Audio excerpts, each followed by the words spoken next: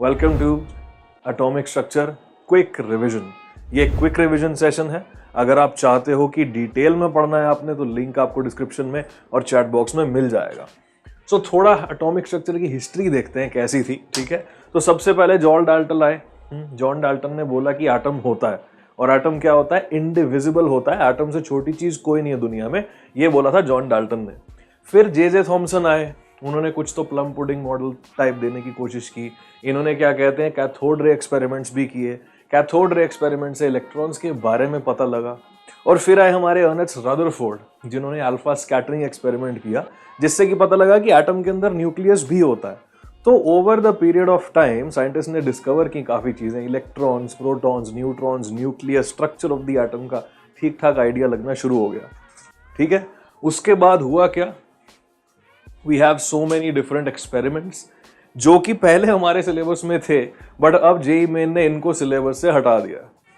Yes, ठीक है। सो ये सब चीजें जो हैं आप अगर पढ़ना चाहते हो खुद के टाइम में पढ़ सकते हो। कैथोड रे ट्यूब एक्सपेरिमेंट है, plum pudding model of the atom है, रदरफोर्ड्स अल्फा स्कैटरिंग एक्सपेरिमेंट है, मुलिकन्स ऑयल ड्रॉप एक्सपेरिमेंट है। तो ये सब चीजें हमारे सिलेबस से हट चुकी हैं, जेईई मेन के सिलेबस से। ठीक है, तो कुल मिला के वहां आ जाते हैं जहां आपको याद रखनी है चीजें। ये जो इंफॉर्मेशन है इलेक्ट्रॉन, प्रोटॉन और न्यूट्रॉन के बारे में, इसका आप स्क्रीनशॉट ले सकते हैं। ये अपने लिए याद रखना बहुत ज्यादा जरूरी है। ठीक है, this is very important for us to remember.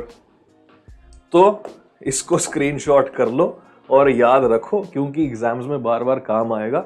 Electron का चार्ज कितना होता है, 1.6 × 10⁻19 coulombs with a minus sign. ये माइनस साइन हमने दिया है, इलेक्ट्रॉन बोल के नहीं आया कि भाई मैं नेगेटिव हूं।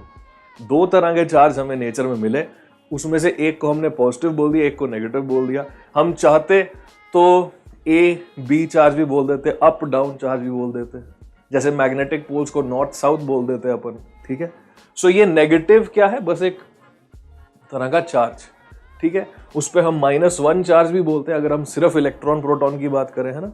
बट अगर हम एसआई यूनिट्स में बोलेंगे सो 1.6 × 10⁻19 कूलम्स। प्रोटॉन पे उतना ही चार्ज है पॉजिटिव में, और न्यूट्रॉन पे कोई चार्ज नहीं है। न्यूट्रॉन की डिस्कवरी इनफैक्ट ऐसे हुई थी कि लोगों को पता लग गया भाई चार्ज तो और ज्यादा है नहीं एटम में, पर मास अभी भी एक्स्ट्रा दिख रहा है।